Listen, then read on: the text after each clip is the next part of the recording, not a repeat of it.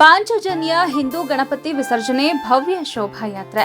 ಇಂದು ಸಂಜೆ ದೇವಿಗೆರೆಯಲ್ಲಿ ವಿಸರ್ಜನೆ, ಬಿಗಿ ಪೊಲೀಸ್ ಬಂದೋಬಸ್ತ್. ಹಾಸನ ನಗರದ ಜಿಲ್ಲಾ ಕಸಾಪ ಭವನದಲ್ಲಿ ಪ್ರತಿಷ್ಠಾಪಿಸಲಾದ ಪಾಂಚಜನ್ಯ ಹಿಂದೂ ಮಹಾಗಣಪತಿ ವಿಸರ್ಜನೆ ಶೋಭಾಯಾತ್ರೆ ಇಂದು ಮಧ್ಯಾಹ್ನ 1 ಗಂಟೆಗೆ ಭವ್ಯವಾಗಿ ಆರಂಭವಾಯಿತು. ಗಣಪತಿಗೆ ವಿಶೇಷ ಪೂಜೆ ಸಲ್ಲಿಸಿದ ಬಳಿಕ ಶೋಭಾಯಾತ್ರೆಗೆ ಚಾಲನೆ ದೊರೆಯಿತು.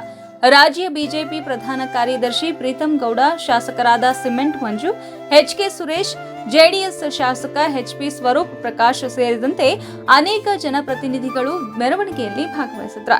ಮಾಜಿ ಶಾಸಕ ಪ್ರೀತಂ ಗೌಡ ಹಾಗೂ ಶಾಸಕ ಸ್ವರೂಪ್ ಪ್ರಕಾಶ್ ಅಕ್ಕಪಕ್ಕದಲ್ಲಿ ನಿಂತಿದ್ರು ಪರಸ್ಪರ ಮಾತುಕತೆ ನಡೆಸದೆ ಗಮನ ಸೆಳೆದ್ರು.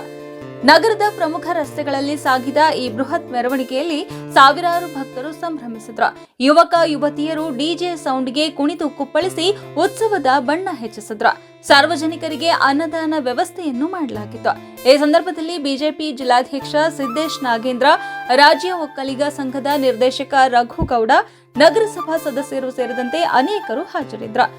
ವಿಸರ್ಜನಾ ಮೆರವಣಿಗೆಯಲ್ಲಿ ಯಾವುದೇ ಅಹಿತಕರ ಘಟನೆ ನಡೆಯದಂತೆ ಪೊಲೀಸ್ ಇಲಾಖೆ ಕಠಿಣ ಬಂದೋಬಸ್ತ್ ಕಲ್ಪಿಸಿತ್ತು.